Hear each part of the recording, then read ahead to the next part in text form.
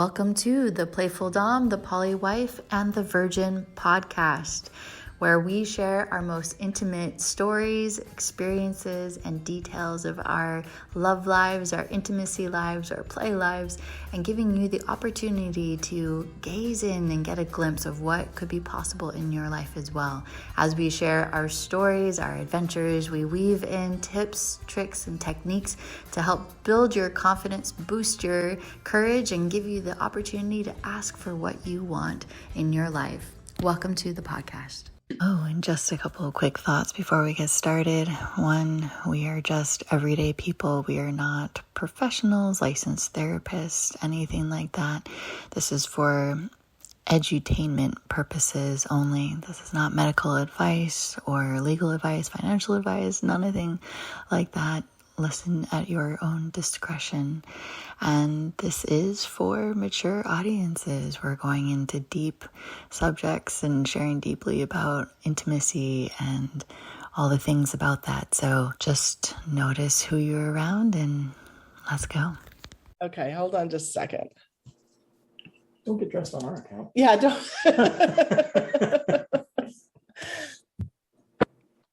Say hi. Hey. Good morning, Ryan.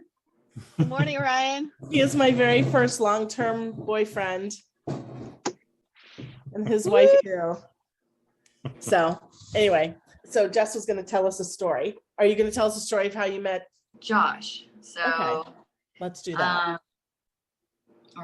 Josh. Sure, Josh, that works. So I don't know if any ladies can relate to this, but, it's like we're giving so much of ourselves into nurturing our families, our homes, our communities, our friends, our work. We're pouring so much of ourselves in, and we reach a point of depletion that because we're not getting resourced and nourished ourselves. And then it starts getting this angst, this irritation, this like, well, what about me? But because we haven't expressed our desires or our needs, people don't know it. So they're just going to take, So I reached a point where I had hit my stride. I was feeling so good. I'm like helping my friends with their baby and I'm doing work and it's like super full. And I was like, wow, this is awesome. I can't believe I haven't crashed yet. This is awesome. And then it like hit me that like I wasn't getting my intimacy needs met. And my body was just like, no more, enough. I'm done. I'm done with this. I'm not doing this anymore. I can't do this anymore. And that's a very hard point for me to reach.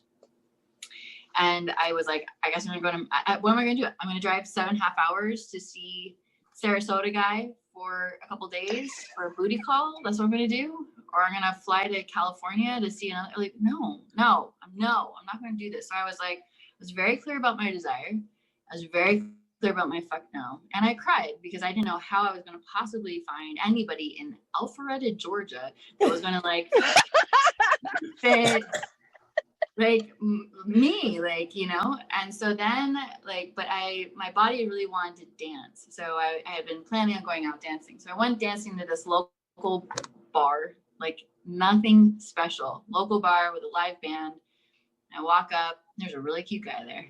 And I was like, oh, he's really cute again. But I've let it go. I'm like, there is no way. There's no guy here. There are no men here that are going to fit me and fit my needs, meet my needs.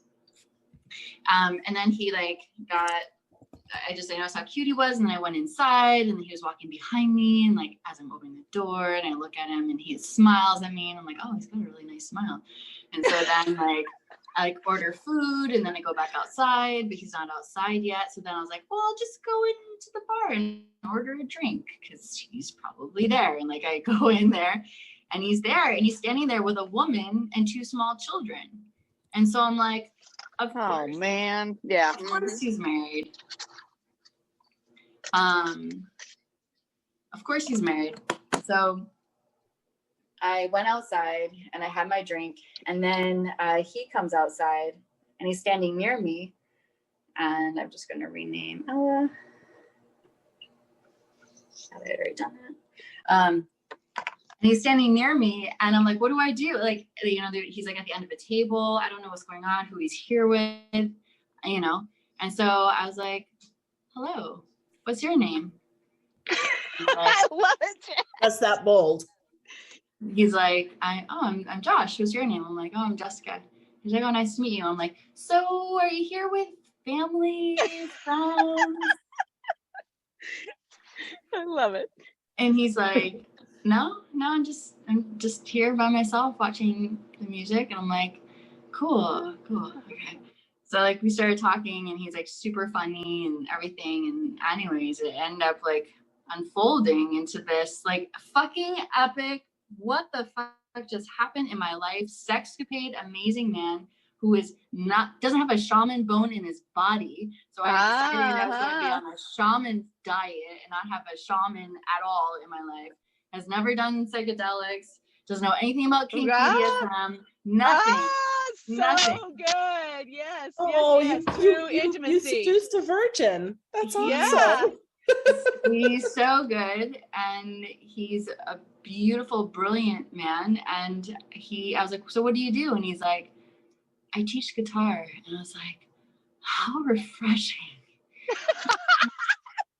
You teach guitar to little kids. Beautiful. You know, I don't need to be with a man who wants to dominate the world. I can spend time with somebody who has meticulously built this beautiful life for himself. And he's fascinating in his life. So anyways, but he just happens to have the most amazing sex drive and can go for hours. So. Oh yeah. Right. Yeah. Oh, yeah. And he probably didn't know where he landed. He's like, damn, this gal. Yeah, he must feel like the luckiest guy on earth. I know, this gal knows how to massage. Yeah, his primary love language is touch. Physical touch. Wow. It's his primary love language. And then he has a fantastic cock that I feel how I felt with my very first boyfriend in college, where I just could not get enough of him. I just loved him. I adored him. I worshipped his cock. It was my first time being with a guy, and all of that. And so it reminds me of that same spirit of desire and juiciness and joy, but we're older and we can make money and build our days. And I'm like, this is like the best time of my life right now. This is Jess, unbelievable. So I gotta ask, so is he a cub or what is he? How age? He's 42. Wow. No way. I know. I love 42-year-olds. I have to say, guys in their 40s. But I realized the other day that all of my guys are in their 50s. Like all of my whole stable is in their 50s. The guys that I'm currently seeing. I have one cub, but he's inconsequential. But yeah, good for you. That's awesome. He came so out you guys, nowhere. Yeah, well, sometimes that's what happens. It's much like, mine as well. It came out of nowhere. So I share this story on my bucket list. This is kind of, you guys are going to laugh at me, but I've always wanted to dance naked in the kitchen. So guess what? Favorite pastime of mine. I got to dance naked in the kitchen. So again, not a big deal for you guys, but I was so excited. So with him, you can do it. Yeah. Oh yeah. Oh yeah. Yeah. Fantastic. Good. Fantastic. So anyway, amongst the black guy, that's a whole nother story. If we're talking about origin stories, since we're hearing about Josh, Ella, how did you meet your guy? I actually have known him for a few years in the real estate world, and I end up being pulled on the stage, a gal that's, she's a coach, and she ripped my soul, me down in front of 1,200 of my closest friends. I mean, just ripped me clean, what do you want? And it was horrible. Anyway, when I got off the stage, he actually met me and he said, he goes, you absolutely spoke to me. And whatever his words were, I'll never forget. And again, I see him at real estate things. He's kind of the quiet guy. I always pick the quiet guys in the back corner. And, I had a question about some mobile home parks I was looking to purchase, and he happens to own, I think it's 85 pads or something. Anyway, so I called him and say, hey, I got a question. How do you evaluate these older, homes? And that's it. And so then he texts me, he goes, hey, I'm coming through to go to Montana because he's got some properties in Montana. He goes, do you want to grab some lunch? I'm like, sure. Well, funny thing on the way back, hey, I'm coming back through. Do you want to grab lunch? And I'm like, okay. So he literally was around for about 6 months, and he'd come and stay the weekend. Again, you guys don't know me, but I'm very, traditional, I guess. I don't know, conservative. And he slept upstairs. He didn't touch nothing, right? Zero, nothing. And for 6 months, he goes, you just weren't ready. So I was recovering from a pretty past relationship. So anyway, so then we'll have to share the story on why he was different than anybody else, but that's another episode. So that's how through what we do for a living. I think that's really interesting. So all three of us have met our guys different ways. So you met somebody through an event or old friend, you knew him. Jess met a guy at a bar, and I'm going to let Orion tell the story of how we met, just since we have a new voice, and get his sort of opinion. Welcome, you guys. We met on, I don't even have, it was a dating app. Open. It was, hashtag, thank you, Dan Savage. Hashtag open. And I had been on OkCupid for quite some time, and Plenty of Fish, and I don't know, FetLife, but I didn't really look for dates on FetLife. Plenty of Fish, I think I chatted with one person, had a little bit of luck with OkCupid, and like zero luck with Open. And it would bring up people where I was close to, and since I travel a lot, it would bring up different people from time to time. And Lisa's profile came up, and I sent her a message, and she responded, which is the only person that ever responded on Open. But I'm not sure that I answered that trip, because Open only shows you the people who are interested in you when they're within a certain radius. So because he's traveling, he liked me and then went home. So I didn't see it. I found him when he came back. And so we connected once we were in close proximity again. So I didn't know that he lived so far away. So Lisa, can you tell us again, because this is for people like myself that are pretty vanilla. So is Open like a traditional dating app, like again, like Tinder or something like that? It's specifically for polyamorous or open relationships. So the thing about like OkCupid, and guys don't tend to have much in the way of contact. For every 100 contacts a woman gets on a dating app, guys will get maybe one. Oh, interesting. Okay. So okay, can I just add this one thing? We were both on OkCupid at the same time, and I would log in, and there was like bing, bing, bing, bing. He's like, how many messages? I'm like, see, look. And he was like, your page is full. I'm like, of course. He's like, he opens his and he shows me, he's like, one. I got one. Oh, this was several weeks he'd go, he was like, nothing. And I'm like, bing, bing, bing, bing, bing. I'm like, I don't know what to do with this. I can't answer all these people. It's too much. Yeah, too much. But on the regular day, like OkCupid especially, I didn't come right out and give. I think I did give my status, but at the time, OkCupid wouldn't let you say that you were married. It just said, I think, available. Maybe. And in my profile, I alluded to being in a relationship, but like not straight out. So usually. So are you guys married then? Tell us. 20 years this next week. Oh, congratulations. Okay, this is good. Okay, keep talking. And they've been poly for at least 10 years. About 10. For 10 years. Well, okay. Yeah. Well, since 2010. Where was I? I was so you guys met, sometimes if I did get somebody to engage in a conversation, at some point, it's like, okay, here's the whole situation. Is it a deal breaker? Right. Okay. So you weed out a fair number because of, got it. Yeah. Well, because of honesty. Yeah. And because of honesty. Policy. Yeah, that's right. That was our number one policy when I first suggested it. So it came from you. Okay. Ooh, this is good. Okay. Which is a very crazy story. But anyway, our very specific, the rules that I laid out in the beginning were, number one, you have to tell the truth. Okay. about the situation you're in. Number two, you can't bring anything home, meaning you have to stay clean. No. Yeah, well, that too. You have to be clean. You have to be protected. You have to be authentic. You have to be sincere. You have to tell the truth, so you're not trying to hurt anybody. And in the beginning, the only other rule was I wanted her to be far away so that I didn't wonder why it was taking you so long at the grocery store. Got it. Okay. Oh, this is good. Okay. So yeah, some women sort of figured out in my profile that yes, I was attached, and some like were completely clueless. And when I, some would just completely stop talking. Others were like, yeah, that's a deal breaker. Some were like, no, it's not a deal breaker. Keep talking. So, it was kind of hit and miss, but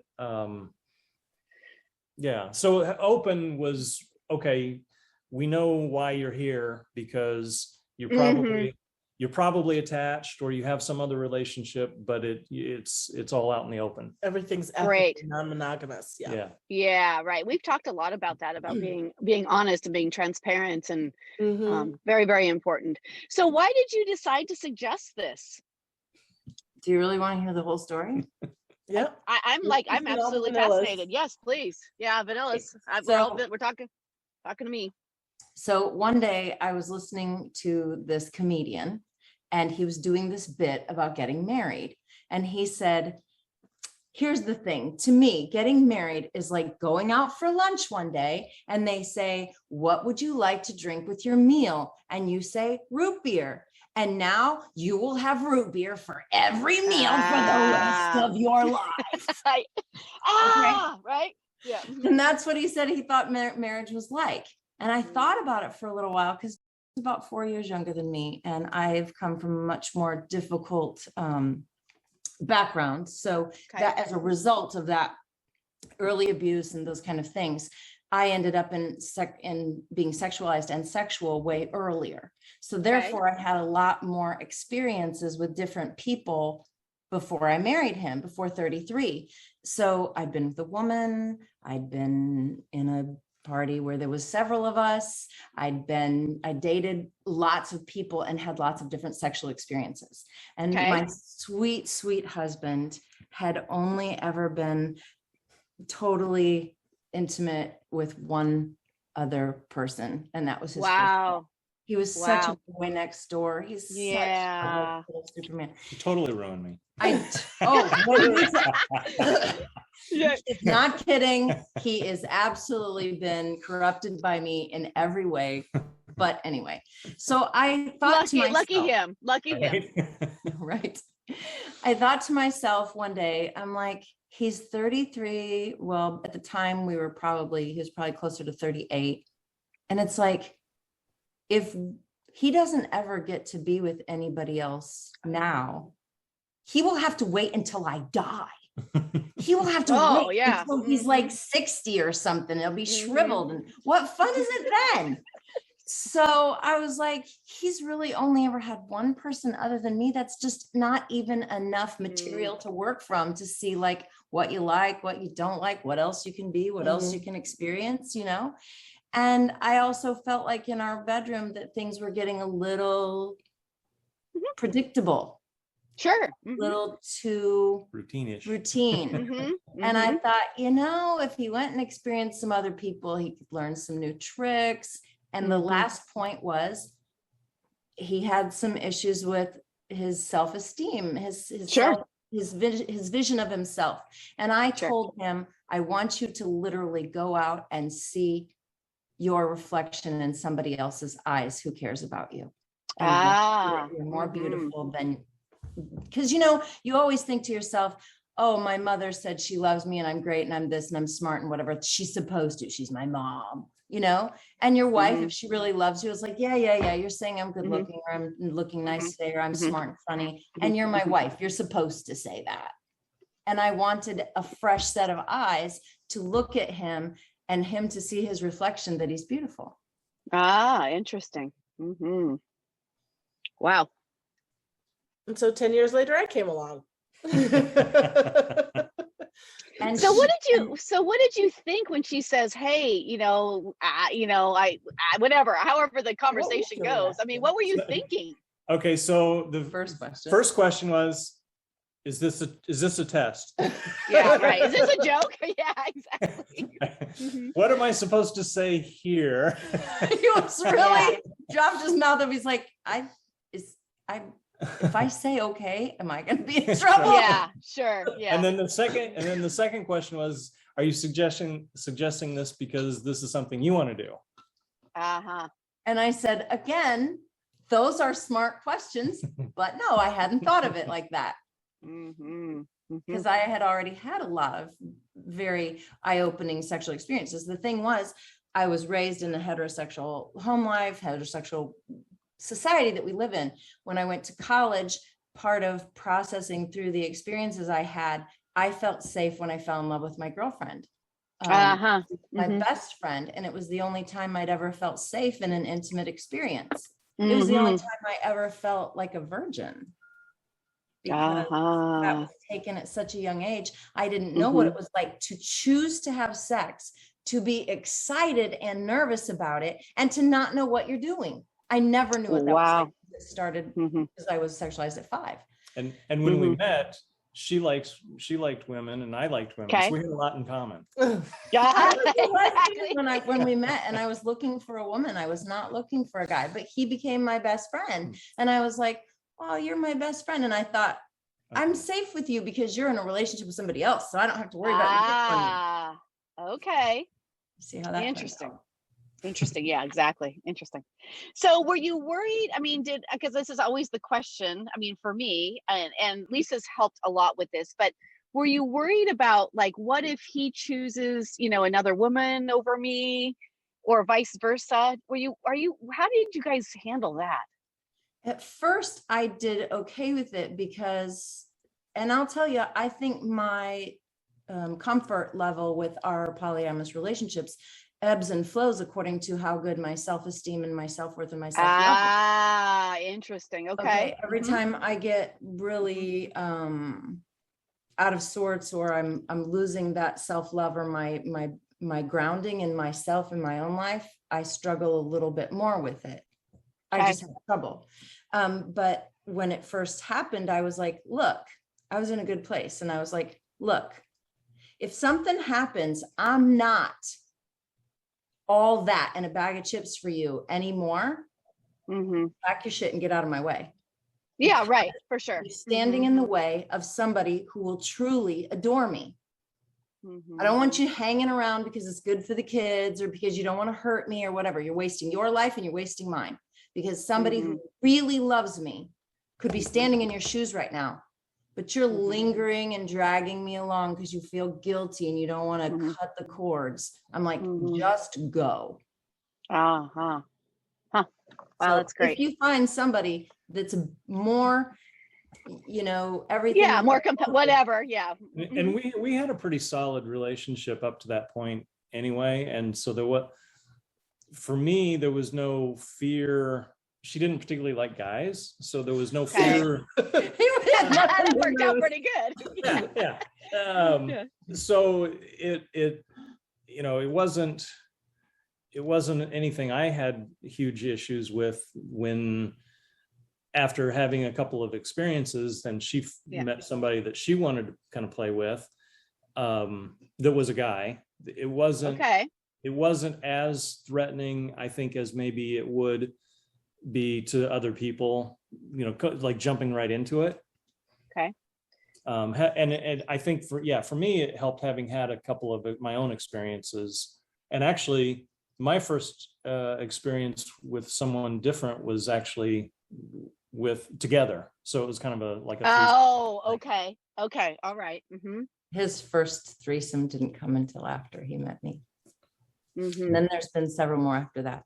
And now we have a t-shirt that says, it's not a bucket list, it's a lifestyle. Yeah, exactly. Yeah.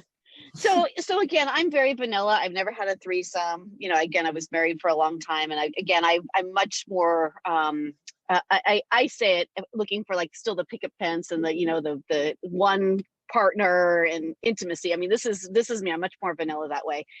Not right or wrong. It's just me. So I'm always fascinated. So what what are the experiences like? I wouldn't even I mean, I don't even know. I mean, how do you, I still understand. I mean, like, how do you introduce and what happens? And it makes me nervous. Actually, our first was with an ex-girlfriend that was kind of trying to get her back while we were still dating. Okay. And he made a funny comment to me one afternoon when we were talking about girls and dating and whatever. And he said, well, my ex-girlfriends don't show up at the door and ring the bell. Yeah. Huh. Because that literally happened. I had ex-girlfriends showing up at the door, knocking on the door, and he's answering, going, hello. Hi, can I help you? Yeah. He's like, yeah, what's your name? Who's calling? Yeah. Wow. So it was he thought that was very funny. He's like, well, at least my ex-girlfriends don't show up at the door and want me back.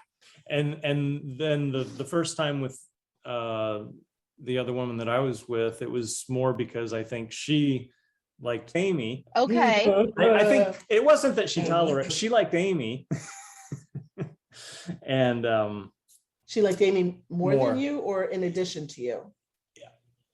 The Vancouver. Yeah, yeah. So we were at an event and there were like 1,200 people at this event, and we were one of 6 couples that were up on stage in front of like 1,200 people. Chosen to do a makeover. To do a makeover. Oh. And this woman was in the audience, and at that point she saw us and she's like, I want to know them. She didn't just say that. She's like, I'm going to meet them. I want those people in my life. Wow. Mm-hmm.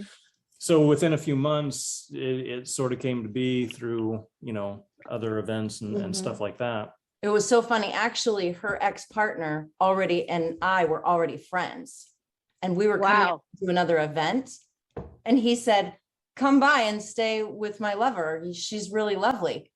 Guess who it was? It was the same. It was the same woman who sat in the audience and said, I'm going to know those people. She already had a connection and she didn't know it. Wow. That's some attraction stuff that's interesting. But I think he's correct. And she says it today still too.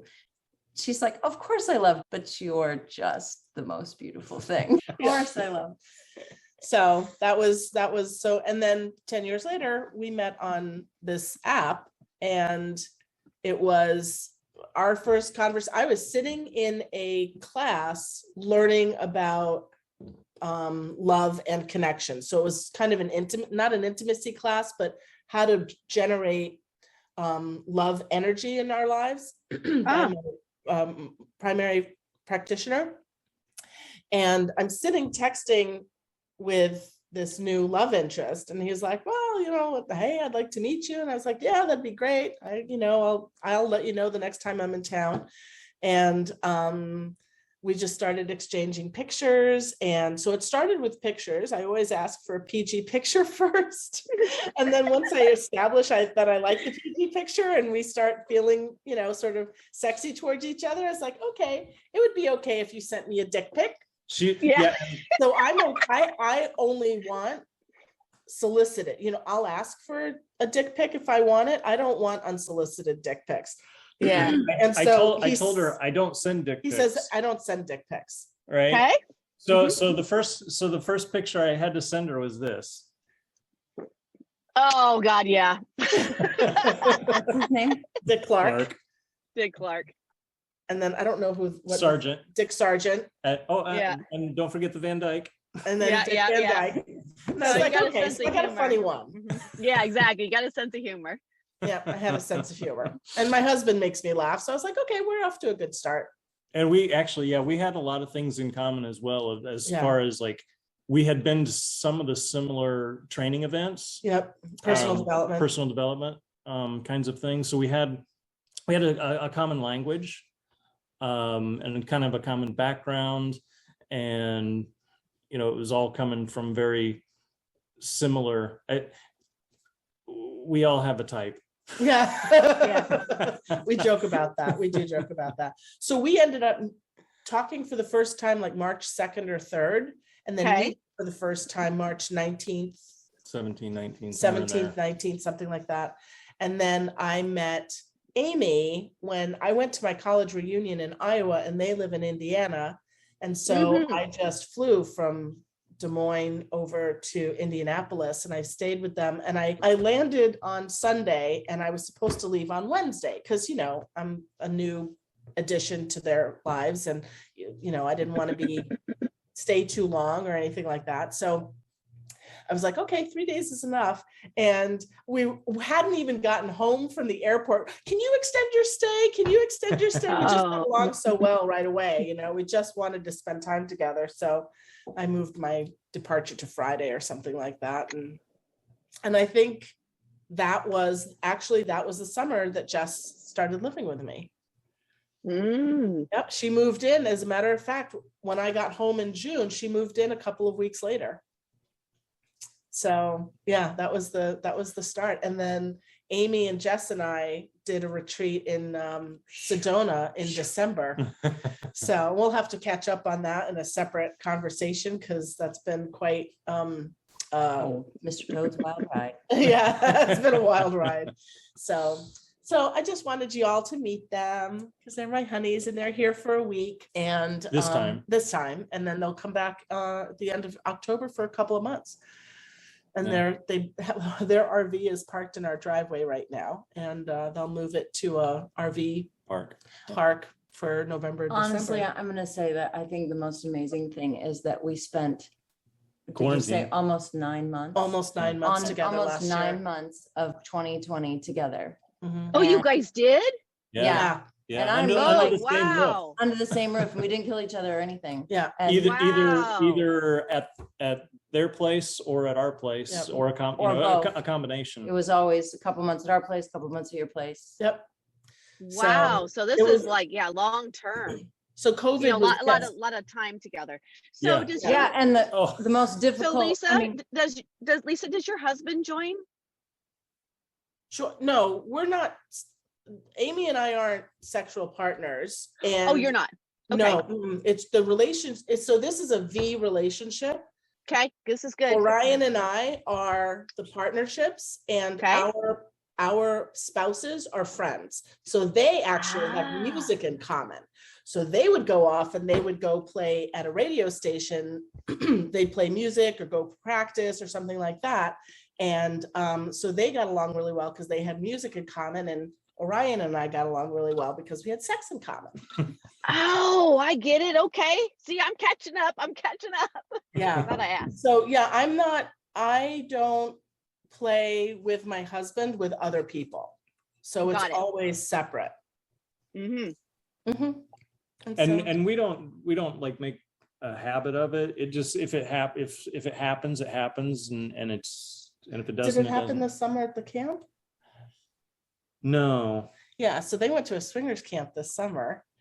That okay, was fun. it It was was camping awesome for naked people. It was clothing Wow. optional. It Like does- go and it was live in the woods in a clothing optional place with pools and Yeah. dance. 300-acre campground. The only place clothing wasn't optional was the pool. It was mandatory naked there. Yep. Okay. And They had dance parties and they had Cookouts, pitch-ins and cookouts and dance parties outside in the dark with neon lights and all kinds of BDSM stuff everywhere. DJ, drink. It was A lot of a lot of alcohol. I Wow. don't drink in order to be like free, Mhm. but it Mhm. seems like Some people do. Yeah. So Wow. that was amazing. Jess, what do you can't wait- think? Here comes Jess. Jess has been listening.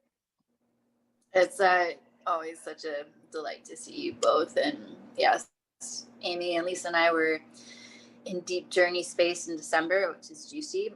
But I have a question, so hearing this story, I'm sure the listeners are like, Yeah. job. Holy shit, this is possible. You mean to tell me I can be married for 20-something years and be polyamorous too? I as a woman can initiate that desire, because oftentimes it seems like it's the man who wants to have Yep. other partners. It's the man who wants to have more things on the side. And so it's the woman having to deal with her own internal sharing component, which I have had my own personal experience with. But I'm curious about, as a woman, Amy, for the listeners, and Lisa, of course, you can chime in too, just what are a few things you could tell them that could be a source of reassurance perhaps help them with their courage, and give them a sense of like, oh, I don't have to drink root beer every meal for the rest of my life. Mm. And it can be okay, and it can be amazing, and I can still have my marriage, and it doesn't have to disrupt, because you also have, you know, children, right? So you know, it doesn't have to like, Yeah, our grandkids everything lived I with us have for a few to years. have more of my needs met or my desires met. Mm-hmm. Over the time that I was visiting them in the first year, they had their grandchildren living with them full time. And so I had a part in like cooking for the kids in the morning, and they knew that I was a part of the household at least. And They did, although they did ask, where's Lisa sleeping? They asked did that about Mika too. Oh yeah, they did ask that. She's like, where's Mika sleeping?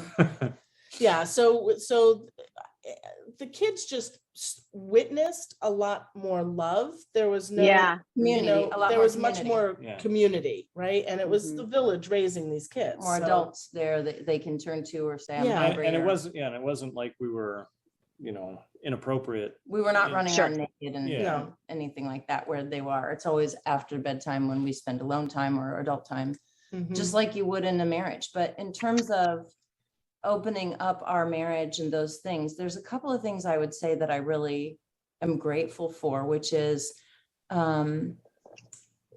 there was one gentleman that I went out with and had an awesome time with, and he did things to me that I had never had done before. He did things to me that I didn't even know how he was doing it, that I had never done to me. And I found that to be enlightening. And of course, I gather those little gems, those little beautiful crystal stones from these other places and bring them home and share them with him and say, hey, this is what my most recent date did to me. Do it like this, nice and slow up here at the top. Do a nice, slow sort of rubbing massage up here, and then go for your deep dive for more deeper touch and into the clitoris area, etc. I had never had anybody do that, where they built up blood in the cord above the clitoris, not touching the clitoris, the tits, or anything, not touching any of that. Just do a massage right on the mons. And it was like, okay, so it brought blood in, didn't have to build up any excitement because the blood and all of the sensation was already there. Well, then I take that really beautiful tool home.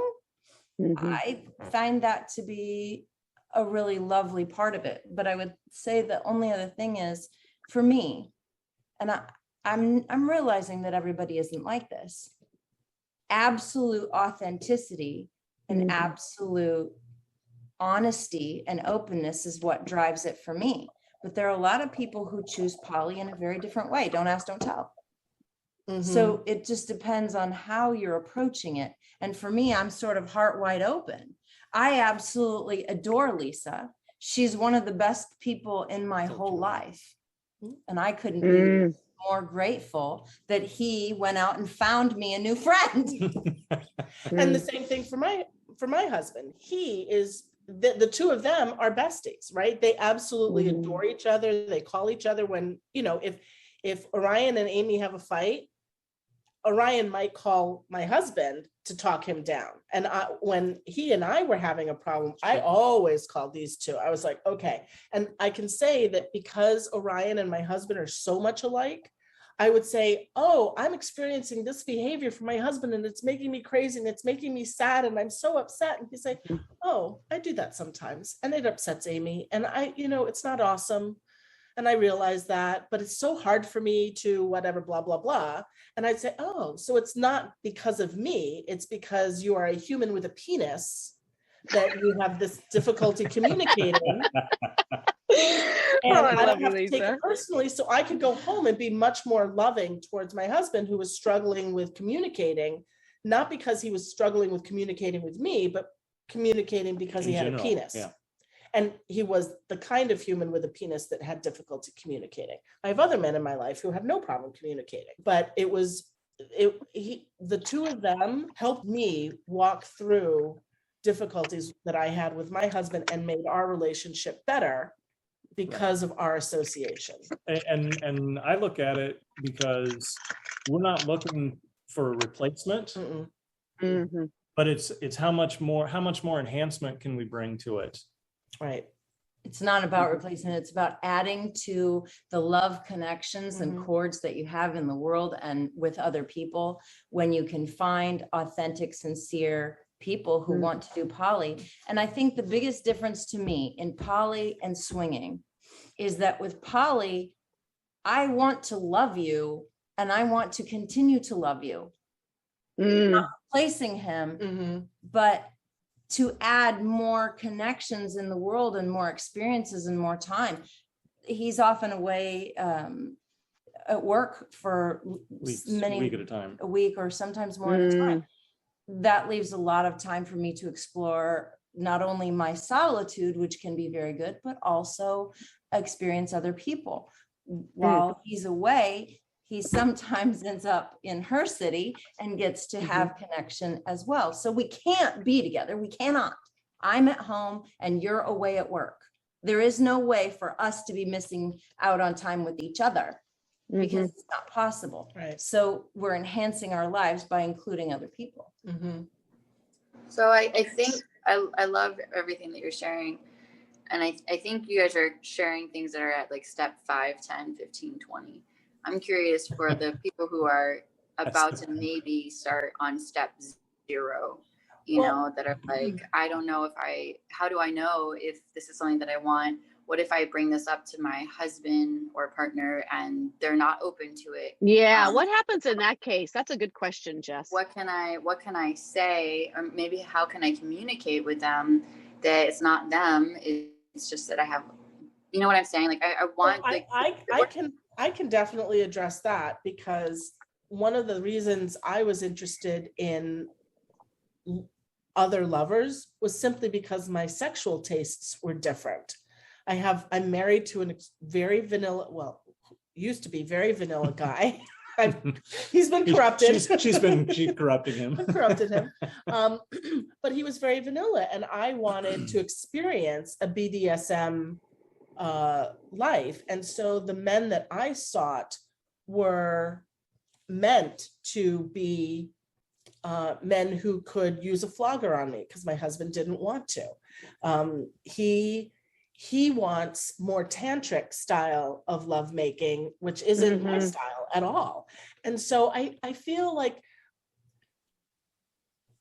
when approaching a partner and recognizing that if it's what I want, if, for instance, my husband wanted something that I didn't feel comfortable with, let's just say anal sex. That's not a good example, but it's an example that may be common. If my husband wanted anal sex and I didn't, I knowing that I didn't know that this existed. So just knowing that it exists, I might be able to say, I really want this for you. I want you to be able to experience it, but it's not something that I'm comfortable with. But I love you, and I think sex can be so much fun. And I'm not as interested in anal sex, but I'm sure that you could probably find somebody to play with and who would be interested in anal sex, you know. And what I think being outward focused and in service to someone else makes it easier to broach it. If I just simply went up to my husband and said, hey, look, you don't want to beat me, and so I'm going to go find somebody else who will beat me. I don't want to leave you. I mean, I'm happy with you, but I want somebody I want to experiment with hitting. It feels selfish and like I'm not considering what his feelings are. But in both of our cases, I knew that I wasn't providing for him what he wanted. In 30 years of marriage, in the 20s of years of being married, we weren't having a lot of sex. And so I didn't have any kind of libido whatsoever. And I didn't want him to not have sex, but I didn't even know how to tell him other than go out and find it someplace else. I didn't know that there was a way to do it ethically. And there's a couple of things I can give you that will start you out. First of all, when we started considering being open and we started looking into those things, we did open up and find some community on FetLife. And what we did was we started going to community events where we started talking to other people who do it. That was one of the first things that we did before we dove all the way in, or before we even had very many experiences. I mean, like at the very first time we had 1 or 2 experiences, we started diving in to find community connections where we could go to meetings with other people who did things that we were interested in. And then from there, we learned about the book called Ethical Slut. And we started going to other kinds of meetings. So then we moved from, like, the FetLife has a lot of BDSM, you know, alternative ways of events. They have events, but they also have a lot of alternative lifestyle things that have to do with BDSM type things or non-vanilla stuff. But once we met those people, then we started meeting people who had poly relationships. So then we went to strictly poly meetings with other couples who did poly, and we would have topics of conversation that we would share with each other, and different couples would do the hosting, so to speak, and they would bring something up that we'd all talk about. That was where we got the biggest support in learning what worked for other people by meeting them and going to community events. Yeah, about maybe once a year or once or twice a year, they would have what they called a Poly 101 course, basically. And it was just, you know, the vocabulary, the thing around jealousy, how to start the conversation. And I think the one thing I would add is, if you're in a relationship and you're not, even if you're considering it, I think it's important to have the conversation about, you know, are you happy in that relationship? What more do you want out of the relationship? What more can we do to enhance the relationship? How important is the relationship? And I have a lot of those kinds of conversations often to this day, like in the car. I'm like, what else do you want? I mean, at our age, it's like, what other goals do you have in life? What else is it that you haven't experienced that you would like to experience? I'm 55, you're 51. What else is it that you want to explore in your life, not just in our sex life, but in our relationship and in the world? So those were things. The only other thing I will tell you that I found very helpful, but this was not back then, it was recently, and I found it to be a really smart TED Talk. This lady came up and she said there's a TED Talk lady who, and I wish I can get the information for you, maybe you can include it. And she said, it's time to stop considering monogamy as only this. And she's called it monogamish, where you start exploring how you can be monogamous mostly, but flirt with the waitress together and maybe have fantasies about the waitress when you go home, and then talk about how wouldn't it be fun if you went out with the waitress and whatever, and then you go down on him and whatever, and you go home and and then she's like, and don't ever think about it, right? That's monogamish, where you start exploring different fantasies or including people, or you start talking about, this is what else I would like to do. How do you feel about that? And having those conversations out in front. I will tell you that I have run on more than 1 or 2 guys who wanted to cheat on their relationship with me, Right. because they saw me and they were attracted to me and they're in a relationship. And I'm like, I'm in a relationship, but I'm honest.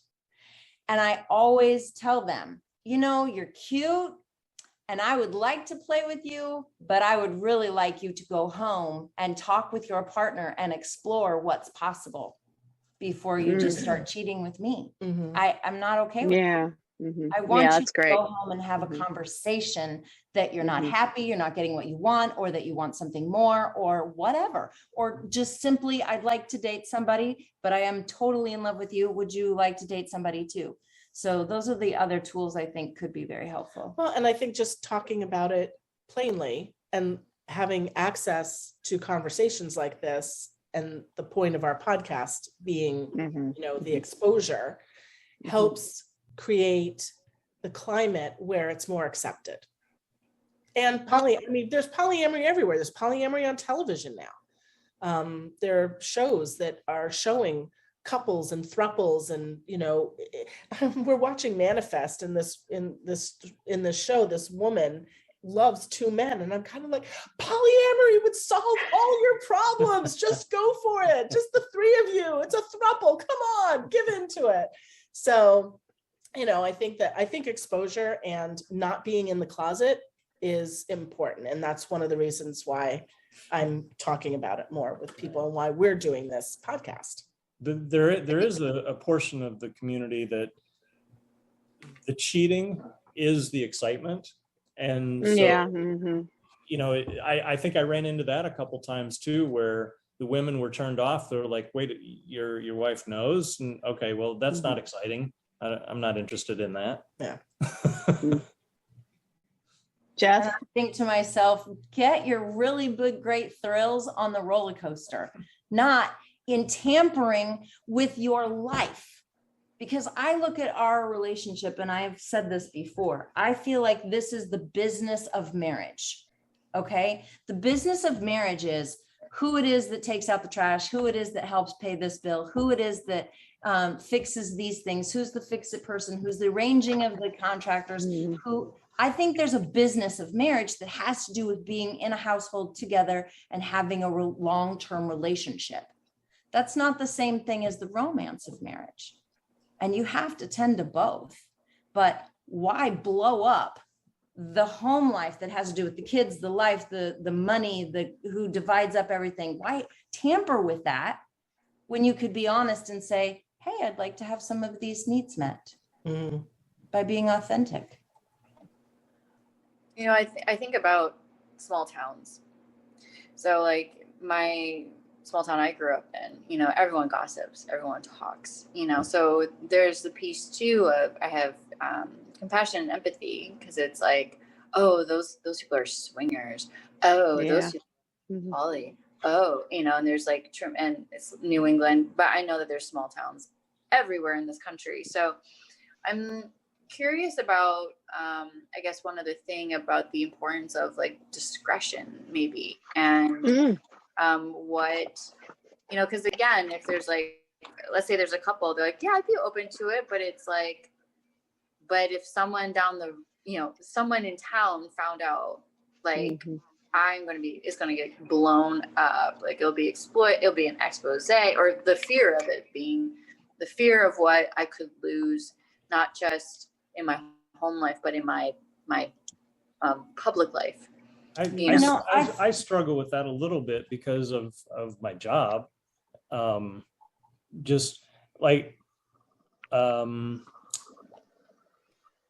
say just wearing an article of clothing that sort of, identifies myself as somebody that might be poly. It's like, how much do I think about whether I want to, expose myself to coworkers and have them know some of that information. Right. So I see what you're saying.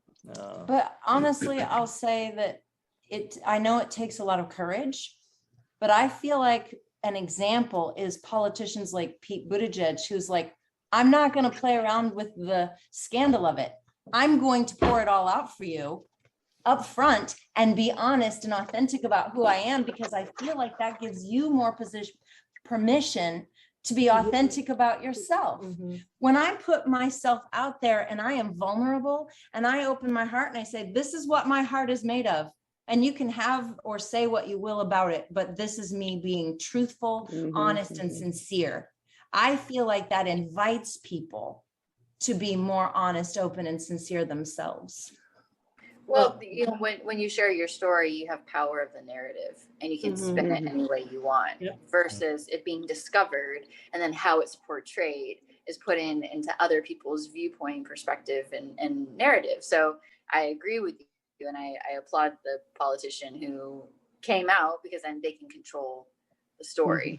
Well, it's also interesting because I've had conversations with women who are shocked and appalled, frankly, that I am friends with my boyfriend's wife that I have a boyfriend and several boyfriends and a husband. And I'm like, well, it's all out in the open. Everybody knows everything's okay. She's like, well, I've been seeing this guy for 2 years and my husband doesn't know.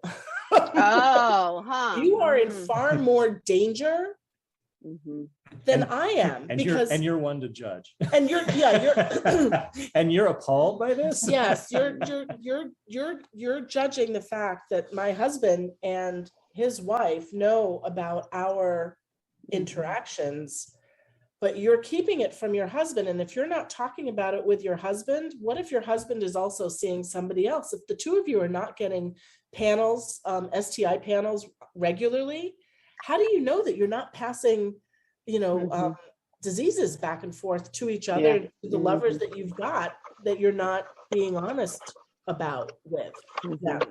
And so, I have a couple of new lovers, and both of them they have to have their panels done before I will sleep with them, before I'll have sex with them without a condom. And I also have certain standards. I don't want you to be in a lot of other relationships because I have people that I am protecting because I'm in a relationship with these two. Now, I'm not having sex with Amy, but I'm having sex with her husband. And if I need to be clean so that he can be clean for her. And I have to be as well to protect her. That's right. So those are my rules. Even with these ones that want to cheat, I'm like, dude, go home, talk about it. And you have to get an STD panel before I'm even going to think about it. So you have a lot to think about, right? Because I'm not going to spread any. Don't bring anything home is specifically about don't bring any creepy crud diseases or otherwise. Yeah. So I just find it funny that people who are against poly can often still be people who cheat. And they can also be people who are causing more disease, heartbreak, and dilemma in the world. I'm like, you're just waiting to stir up drama that is worse than any poly drama I've ever seen, because poly drama can happen, but it's not usually the kind of poly drama that ruins your life, livelihood, home, children, and what your marriage is. Although when you start, like we went to some of the poly events in our hometown, you find that the community is pretty small, can be small. And so if a relationship doesn't work out within that community, it doesn't take long that everybody knows about it. Yeah. So that's your small town. That's your small town. Even in a big city. In this big city, the poly community can be your small town. Yeah. I just think that here's the thing. I believe that it's my role, my job, to ensure my own happiness. My husband can't make me happy. My mom and dad can't make me happy. My friends can't make me happy. It's my job. So I can live a life where I choose to be in a dead bedroom relationship and never have I think I've said this before on the podcast, is that I have friends. I have a friend who once said to me, I didn't realize that I was never going to have sex again, because she's married to an older man who's lost his interest in sex or lost his ability to have sex. She's not even interested in bringing toys into the conversation. Just because a penis doesn't work doesn't mean stop having sex. No There's kidding. all sorts of fun things to do, but I didn't have the imagination to know about that. So I feel like having the conversation about how to improve the sex life between the two of you is the first conversation to have. And if there's no interest in that, then another way to bring it forward is that we have intimacy with people who are not our spouses all the time. I have friends I tell things to that I don't tell my husband. So I have friends, and I have different friends, and those different friends bring different qualities to my life. It's the same thing with my lovers. They bring different qualities to my life. So I'm not, even though it does appear that I go after the same type over and over and over, I still am having different experiences. You know, with them. I have to say that when I was dating and I was trying to look for a partner, I had several friends that I was not intimate with, one that was sort of like a booty call friend, you know, friends with benefits. And because I was single, I still needed something. So anyway, I had different guys in my life at the time, many years ago. And it was like, if I could take these parts of that one and this bits from James and these pieces of sweetness and funny from John, whatever, and put them all together, I'd have the perfect partner. So we already choose people that fill different needs. We even choose different friends that fill different needs. Yeah, for sure. All along. Why not extend that into the intimacy parts that we need and want and find the people that fulfill those things? And you can still have a primary, but you can do poly in many different ways. We have a primary relationship, and then we have other relationships of depth and sex, etc. But you can do poly that's 100% poly where you have no primary. It just depends on your flavor. Yeah, for everybody that does poly, there's a way to do it. So there is no end all be all Bible that says this is how it's done, or formula. No formula. Yeah, it's every individual kind of makes up the rules as they go along, and then sometimes you have to modify the rules. Yeah, and that's what that lady with the TED Talk that talks about monogamish, she makes it very clear that we have to stop believing that relationships come in these cookie cutter ways that we've been taught they belong. They just don't. And the only way that you can change that is to start having conversations. What do I want? Or, you know, when we did the ultimate leadership training, do you remember what that was? What worked? What didn't work? What can we do different? Yeah. On everything you do in life. What worked? Yeah, exactly. What, what can we do different? Yeah, for sure. Well, this has been a super fascinating conversation about poly, and thank you so much, Orion and Amy, for joining us, and Lisa for opening and sharing this, you know, really beautiful chapter and relationship that you have. And, you know, for the listeners out there, you know, we're happy to share with you where we stumble and trip up, and also celebrate the places that have been so nourishing and nurturing and expansive and exciting and beautiful, and all of it is possible in this game. And Ella, I'm curious if you have any final thoughts that you'd like to share in listening. I think every episode that we have, it's the same thing. I love the transparency and the honesty and being open. I didn't even know this existed up until, well, a few months ago. I mean, I knew, but I didn't really know what it meant. So it's super refreshing again. And then again, we get to say, hey, this is what I'm looking for. And, you know, let's be open. Let's be transparent. I love that. I didn't think it was. I thought it was about sneaking around. So this is very, this is fantastic. So thank you guys for sharing your story. I love it. Always. Thank you. Thank you. There's more, you know. So much Yeah. more. We can go on. Lisa, do you have any final thoughts you'd like to share? No, I did want to say that I actually just started dating a woman, and this is a perfect example of. You did? Wait a minute. We didn't know about that. Next I asked her what episode. her surprise episode. She'll be a guest too. But I just started dating her, and it's because we realized that we were having these intimate conversations and really fulfilling a need for each other. And that she is totally aware that I am not bi. I have no attraction for her. I have no interest in getting into bed with her. But we feel sort of romantic towards each other and loving towards each other. And so we've decided to sort of dot the I's and cross the T's and kind of make it official between us that we want to date. And it's been fun. So not every poly relationship has to be sexual either.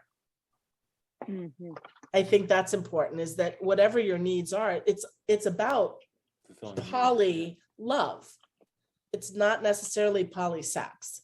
So I have, different relationships with different people, and, dating her. It's like we have lunch once a week, but we're referring to each other as partners and sharing intimate details about our lives. And so that's fulfilling in a different way.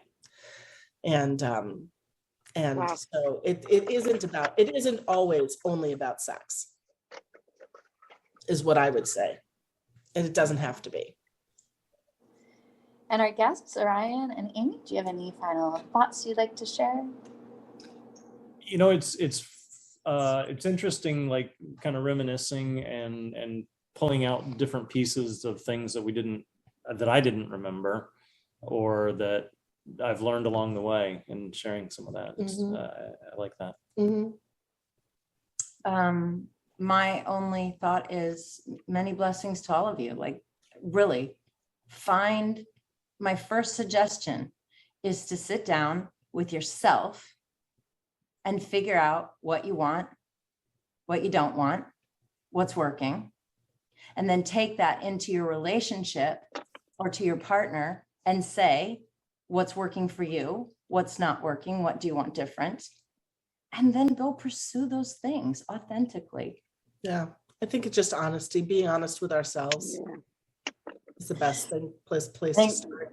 That's the biggest part, right? Is learning how to be honest with ourselves and what we want, instead of falling into what everyone else seems to want around us, what we've been conditioned to believe, what we've been afraid of in ourselves. Because what will happen if I'm truly honest about this thing that I want, maybe the person I'm with won't want that too, and what do I do with that? And I don't want to lose that. And so there's that inner piece that I think we can all relate to, in terms of how much courage it does take to say what you want and need, and being willing to put it all on the line for something greater for you and for everyone else in your life. And sometimes it might backfire, but more than often than not, it's expansive and it becomes something even more beautiful than you can imagine. So I appreciate so much everyone joining us today. Thank you all for your contributions. Thank you, listeners. Know that we're here for you. We've got coaching, we've got support, we've got all the kinds of things you could possibly imagine and desire. We've got it.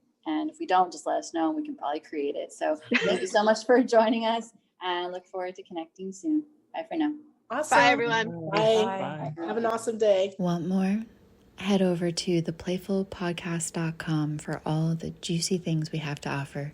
From there, you can join our community, where you can get access to after hours, attend upcoming workshops and events, and even book a session. Bye for now.